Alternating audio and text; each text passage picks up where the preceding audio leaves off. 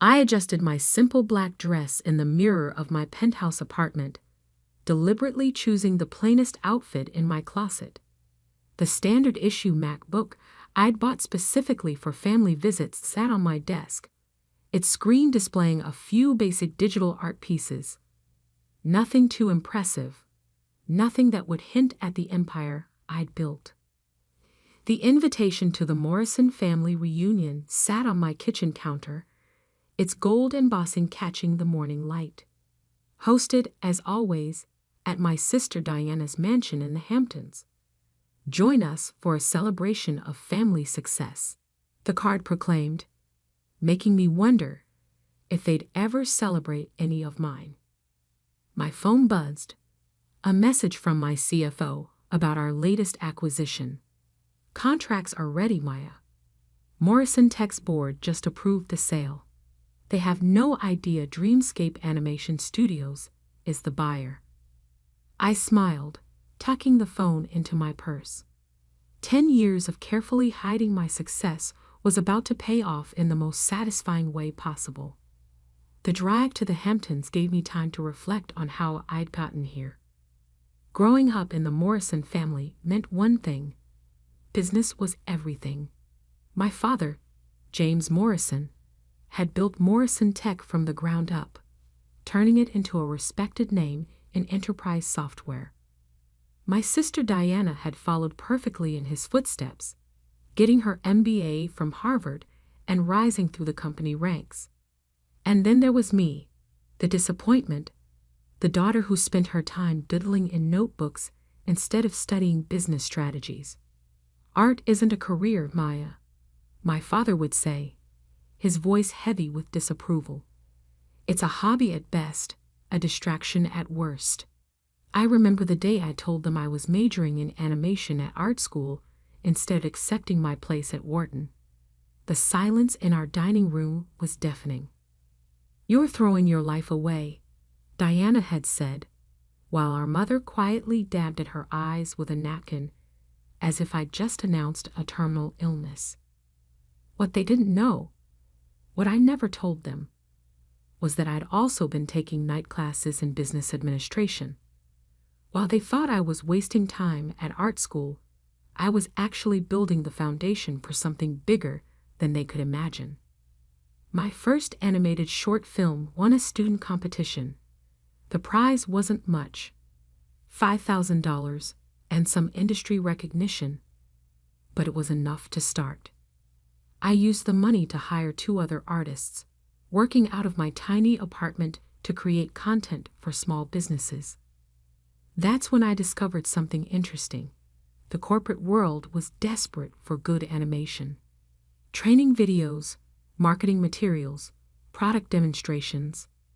There was a huge market for high-quality digital content, and very few studios that could deliver it professionally. Within 2 years, my little team had grown to 15 people. We incorporated as Dreamscape Animation Studios, with me using my middle name, Phoenix, on all the paperwork. Maya Phoenix, not Maya Morrison, became the name behind what would grow into one of the most innovative animation studios in the country. The family never knew, of course. To them, I was still just Maya, the struggling artist who occasionally sold a digital piece online or did freelance work for local businesses. Every time they asked about my career, I gave them just enough information to maintain the illusion. Diana's mansion came into view, its manicured lawns and perfect landscaping exactly what you'd expect from someone who measured success in square footage. Cars lined the circular driveway, all luxury brands, all making my deliberately modest Honda Civic look even more out of place. I parked at the far end of the drive, taking a moment to check my reflection again. I'd left my designer clothes at home, worn minimal makeup, kept my hair simple. Everything about my appearance had been carefully curated to maintain the image my family had of me. The struggling artist, the family disappointment. "Maya." My mother's voice carried across the driveway as I approached the house. We were starting to wonder if you'd make it. I returned her air kiss, noting how her eyes quickly scanned my outfit, probably calculating its cost and finding it appropriately underwhelming. Traffic, I explained, following her into the house, and I had to finish a commission. Oh, someone actually paid for your drawings? The pause before drawings was subtle but deliberate. If she only knew that just yesterday, I'd signed off on a $50 million contract with a major tech company for a series of animated training programs. Instead, I smiled sheepishly. Just a small business website. Nothing exciting. The house was exactly as I remembered it from previous gatherings. Ostentatiously decorated, designed to showcase the Morrison family's success. Photos lined the walls. Diana at her Harvard graduation, Diana with the Morrison Tech Board, Diana on the cover of Business Weekly. The single photo of me was from high school, before I'd disappointed everyone by choosing art over business. The great room was already full of relatives when we entered. Conversations about stocks, mergers, and market trends filled the air. My cousin James was holding court near the fireplace, talking about his hedge fund's latest acquisition. Aunt Patricia was showing off photos of her son's new startup. And there, in the center of it all, was Diana, perfectly coiffed in what I recognized as a $12,000 Oscar de la Renta dress. "Maya," she called out, her voice carrying that familiar note of condescension. "I'm so glad you could take time away from your art to join us." She embraced me briefly, careful not to wrinkle her dress. "You look," she paused, searching for a diplomatic word, "comfortable." "Thanks," I said, pulling at my target dress self-consciously, playing the part she expected. "Your dress is beautiful." "Oscar de la Renta," she confirmed, smoothing the fabric. A little celebration for closing our latest acquisition. Morrison Tech just bought out our biggest competitor in the enterprise software space. I bit back a smile. If only she knew that in less than 24 hours, Morrison Tech itself would belong to my little art studio. "That's wonderful," I said. "Things must be going well." "Better than ever," she beamed. "In fact, I was just telling everyone about our next big move. We're branching into digital content creation, animations for corporate training, marketing, that sort of thing." My heart skipped a beat. This was exactly why I'd moved to acquire Morrison Tech. They were planning to enter my territory, potentially becoming a major competitor. Instead, they were about to become part of my empire. Not that Diana knew that yet. "Animation?" I asked innocently. "That sounds complicated." Diana laughed, the sound carrying across the room. "Oh, Maya, it's all business strategy. The actual drawing part is just technical work. We'll hire people for that. People like," she gestured vaguely in my direction. "Well, Other relatives had drifted over, drawn by Diana's laugh. "Still drawing cartoons, Maya?" my cousin James asked, not bothering to hide his smirk. My fund is always looking for administrative assistants if you want a real job." "Thank you," I said quietly. "But I'm doing okay with my art." "Okay?" Diana raised an eyebrow. "Is that why you're still driving that old Honda? Still living in that tiny apartment?" They had no idea that I owned the entire building where my tiny apartment was located, or that my car collection included a Porsche and 2 Teslas. The Honda was just for family visits. "I get by." I shrugged. "Not everyone needs a mansion." "Getting by isn't the same as succeeding." My father's voice came from behind me. I turned to find him watching me with that familiar look of disappointment. Diana's latest deal is worth more than you'll probably make in your entire life drawing pictures. I felt a flash of anger but pushed it down. In less than a day, they would all learn just how wrong they were. The contracts were signed, the press release written. By this time tomorrow, Maya Phoenix would be revealed as the CEO of Dreamscape Animation Studios and the new owner of Morrison Tech. But for now, I just smiled and excused myself to get a drink. Let them have their moment of superiority. Let them believe what they'd always believed about me. After all, revenge is an art form too. The family reunion dragged on into evening, each hour bringing a new opportunity for my relatives to remind me of my perceived failures. I kept checking my phone, watching as messages from my executive team confirmed that everything was in place for tomorrow's announcement. Press release approved by legal. New York Times exclusive secured. Board transition documents ready for signing.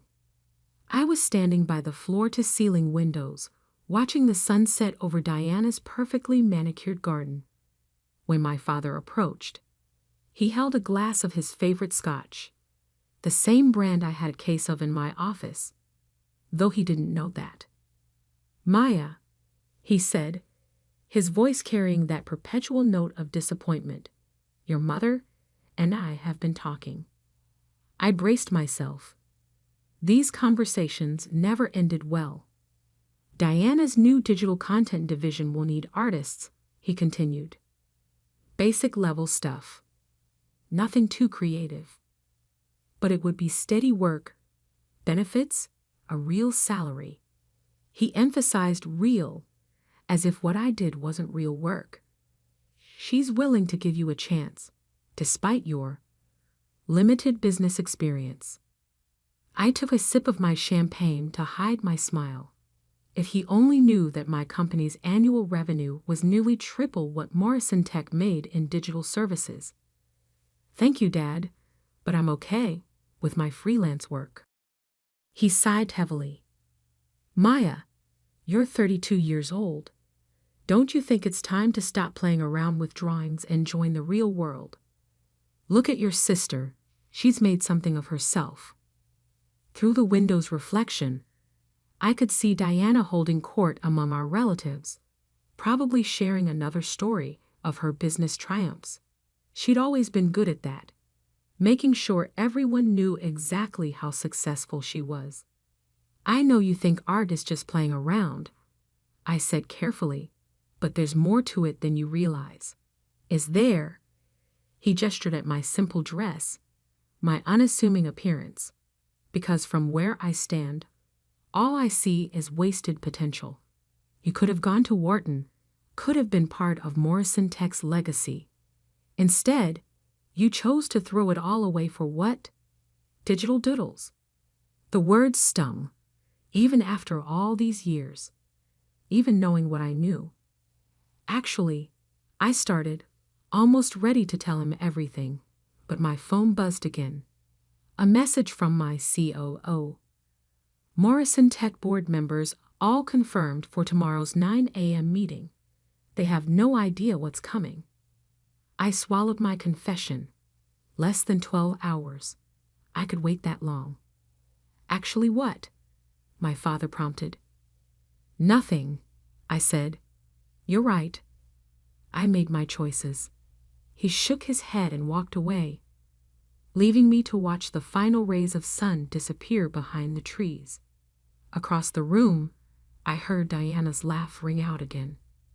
"Maya's always been different," she was saying to our Aunt Patricia. "Some people just aren't cut out for real success.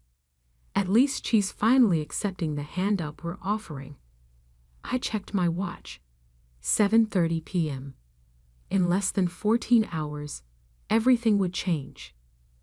The rest of the evening passed in a blur of subtle jabs and condescending offers of help. Cousin James offered to teach me basic business accounting. Aunt Patricia suggested her daughter could help me build a proper website for my little art business. Even my mother got in on it, quietly showing me job listings for graphic design positions at local marketing firms. Through it all, I maintained my facade of quiet resignation, playing the role of the struggling artist they all expected me to be. But inside, I was counting down the hours. Finally, as the party wound down, Diana cornered me by the coat check. "I hope you'll seriously consider Dad's offer," she said, her voice dripping with folk concern. "The position wouldn't be anything too challenging. Just basic artwork for corporate presentations, employee handbooks, that sort of thing. We'd start you at an entry-level salary, of course, but it's better than whatever you're making now."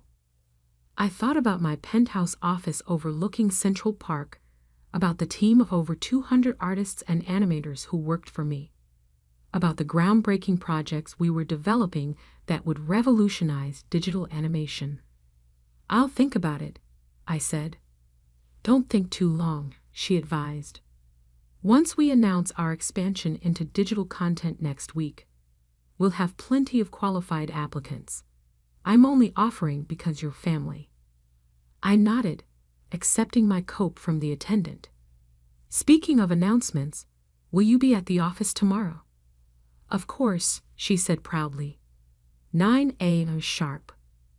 We have a major meeting with our mystery buyers. Some big animation studio is interested in partnering with us." She smirked. "See what happens when you think bigger than just drawing pictures." "Good luck with the meeting," I said, turning to leave. "Maya," she called after me. "That outfit you're wearing, if you do decide to take the job, you'll need to dress more professionally. Appearance matters in the corporate world." I looked down at my intentionally modest dress, thinking of the closet full of designer clothes waiting at home. I'll keep that in mind. Driving home, I finally let myself feel the full weight of what was about to happen. 10 years of hiding my success, of letting them believe I was a failure, all leading to this moment. Back in my penthouse, I hung up my struggling artist costume and changed into silk pajamas that cost more than Diana's precious Oscar de la Renta dress. My real laptop, not the prop I took to family functions, was open on my desk, displaying the final acquisition documents for Morrison Tech. A message popped up from my assistant. "Everything set for tomorrow. Car will pick you up at 8:30 a.m. The Morrison Tech board doesn't know you're attending the meeting." I poured myself a glass of scotch, the same brand my father had been drinking, and walked out onto my terrace. The city lights sparkled below, a canvas of electric stars. Somewhere out there, Diana was probably still basking in her imagined triumph, telling her husband about her plans to give her struggling artist sister a chance at a real career. My phone rang, the private line only my executive team had access to. It was Marcus, my COO. "Maya," he said when I answered, "just wanted to confirm you're ready for tomorrow. Once we make the announcement, everything changes. Your family? They'll finally see the truth," I finished. "All of it. Are you sure you want to do it this way? We could send someone else to the meeting. Keep your identity private a little longer." I thought about my father's disappointment, Diana's condescension, all the years of being treated as less than because I chose art over their version of success. "No," I said firmly. "I want to be there. I want to see their faces when they realize who they're really dealing with." After hanging up, I stayed on the terrace for a long time, thinking about the journey that had brought me here. Every dismissive comment, every patronizing offer of help, every family gathering where I'd had to bite my tongue, it had all led to this moment. Tomorrow, they would learn that the daughter they dismissed as a failure had built something bigger than they could imagine. Tomorrow, they would understand that success doesn't always look the way they think it should. Tomorrow, Maya, the struggling artist, would be revealed as Maya Phoenix, CEO of Dreamscape Animation Studios and the new owner of Morrison Tech. I smiled, raising my glass to the city lights. The art of deception was about to become a masterpiece of revelation. The Morrison Tech boardroom looked exactly as I remembered it from childhood visits, all mahogany and leather, old money and older pride. I stood in the private elevator, wearing a custom Channel suit that cost more than 6 months of the entry-level salary Diana had condescendingly offered me. "Ready, Miss Phoenix?" Marcus asked beside me. We'd worked together since the beginning. When Dreamscape was just 3 people in my apartment, I checked my reflection in the elevator's mirrored walls. Gone was the carefully cultivated image of the struggling artist. Today, I looked every inch the CEO I truly was. "Ready?" I confirmed, just as the elevator doors opened to the executive floor. Diana was already in the boardroom, speaking animatedly to the other board members. My father sat at the head of the table, looking imperial in his custom suit. Neither of them noticed me at first, too busy discussing their plans for the future. A future they didn't realize was about to change dramatically. "The Dreamscape representatives should be here any minute," Diana was saying. "Once we finalize this partnership, Morrison Tech will dominate the digital content space." "Actually," I said, stepping into the room, "there's been a slight change of plans." The room fell silent. Diana's mouth dropped open, her professional composure cracking for the first time I could remember. "Maya?" My father stood up, confusion evident on his face. "What are you doing here?" "This is a private board meeting." I smiled, placing my briefcase on the table. "I know exactly what this meeting is. In fact, I called it." "This is ridiculous," Diana snapped, recovering her voice. "Security won't be necessary," Marcus said smoothly, stepping forward. "Miss Phoenix has every right to be here." "Phoenix." Diana's eyes narrowed. "Her name is Morrison." "Actually," I said, opening my briefcase and beginning to distribute documents, "Maya Phoenix is my professional name. The name I used to build Dreamscape Animation Studios from the ground up.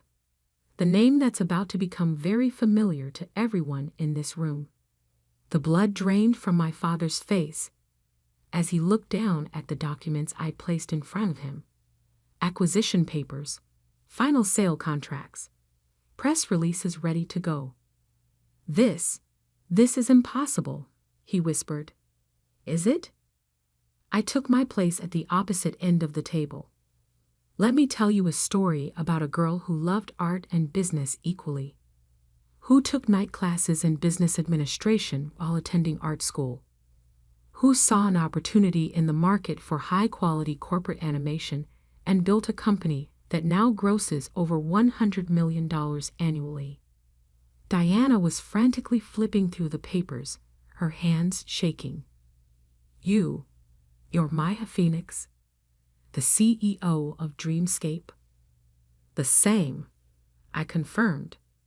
"The company you've been trying to partner with, it's mine, has been since I founded it 10 years ago, right around the time you all decided I was throwing my life away." But you're just an artist," Diana stammered. "You live in a tiny apartment. You drive a Honda." I couldn't help but laugh. "I own the building where that tiny apartment is located. The Honda is just what I drive to family functions. Would you have preferred I showed up in my Porsche? Given you one more thing to assume I couldn't afford." My father was still staring at the documents, particularly the page showing Dreamscape's current market valuation. "All this time," he murmured. "All this time," I agreed. "Every family gathering where you mocked my career choice.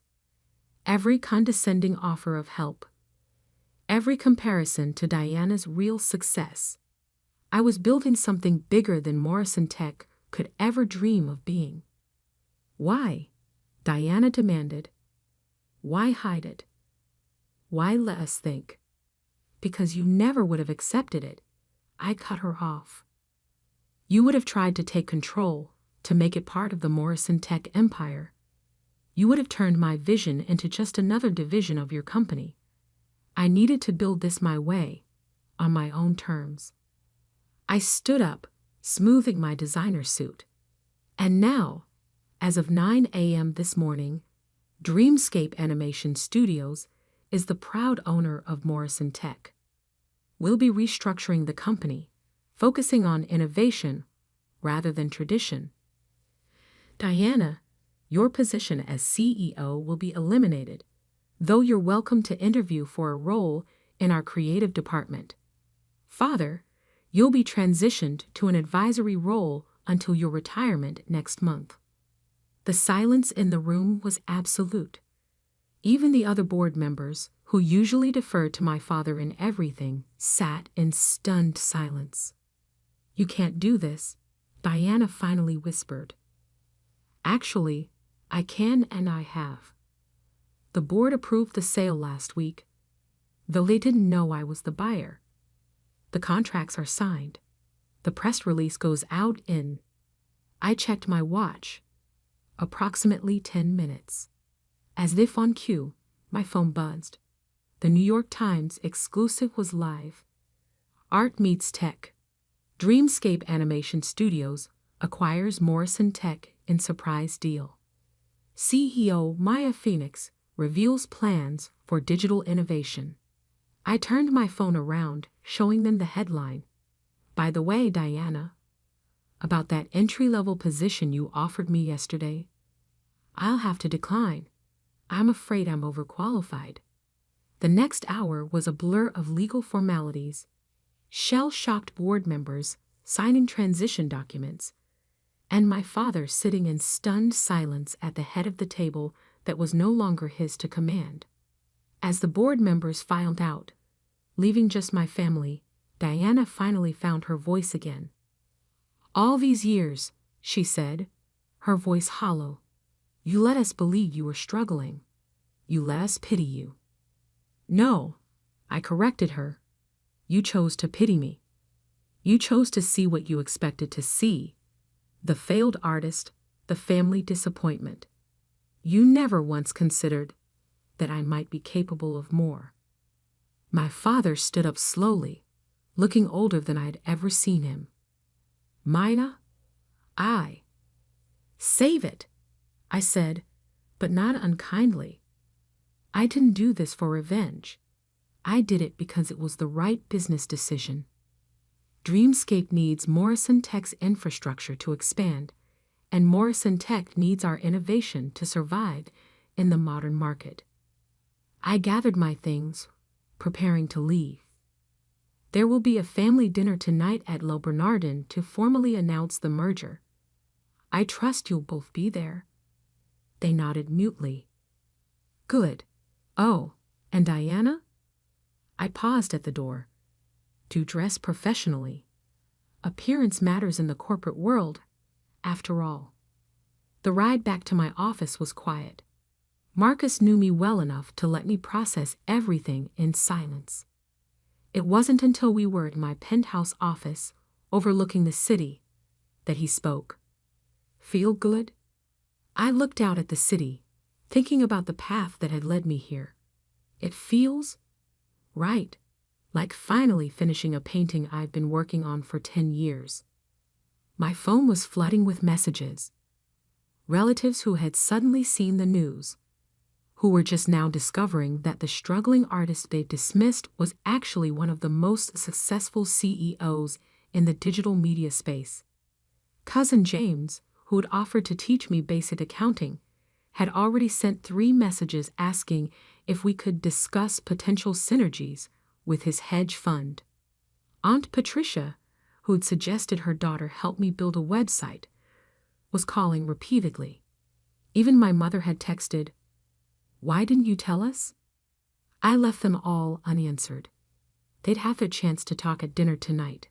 Instead, I opened my laptop and began working on the speech I would give to Morrison Tech's employees tomorrow. They needed to know that while leadership was changing, their jobs were secure, as long as they were willing to embrace innovation and creativity. A final message came through from Diana. I need to understand. Please, can we talk before dinner? I thought about it for a long moment before replying. Come by my office, the real one. Top floor of the Phoenix building on 5th Avenue. The security desk will be expecting you. An hour later, Diana stood in my office, looking distinctly uncomfortable. Her eyes darted around the space, taking in the original artwork on the walls, the view of Central Park, the clear evidence of success she'd never noticed before. Why? She asked simply. Why what? Why did I hide my success? Why did I buy Morrison Tech? Why did I let you all believe I was a failure? All of it. I gestured for her to sit, because you and Dad never would have accepted my success on my terms. You would have tried to make it fit your definition of achievement. Board meetings, quarterly reports, traditional corporate structure. But Dreamscape succeeded precisely because it wasn't traditional. We innovate. We create. We do things differently. But we're family, she protested. We could have helped. Like you helped yesterday. I raised an eyebrow, offering me an entry-level position out of pity. That's not help, Diana. That's control. She had the grace to look embarrassed. I never knew, never even suspected, because you never looked. None of you did. You saw what you expected to see, the artistic sister who couldn't cut it in the real world. You never considered that art and business might not be mutually exclusive. Diana was quiet for a long moment, looking out at the city view. What happens now? Now we move forward. Morrison Tech becomes part of Dreamscape, and we build something new together. If you're willing to learn, to adapt, there could be a place for you here. But not as CEO. Not anymore. She nodded slowly, understanding dawning in her eyes. You're not just my little sister anymore, are you? I never was just your little sister, I corrected her. You just never saw who I really was. That evening, as I stood addressing our extended family at Le Bernardin, I saw something I'd never seen before in their eyes. Respect. Not pity, not condescension, but genuine respect. To new beginnings, I raised my glass, and to the art of success. Later that night, back in my penthouse, I opened my old sketchbook, the one I'd carried through art school, filled with the early concepts that would become Dreamscape's first projects. On the final page, I'd written a quote that had guided me through all these years. The greatest art lies in hiding your mastery until the perfect moment of revelation. I smiled, closing the book. My masterpiece was finally complete.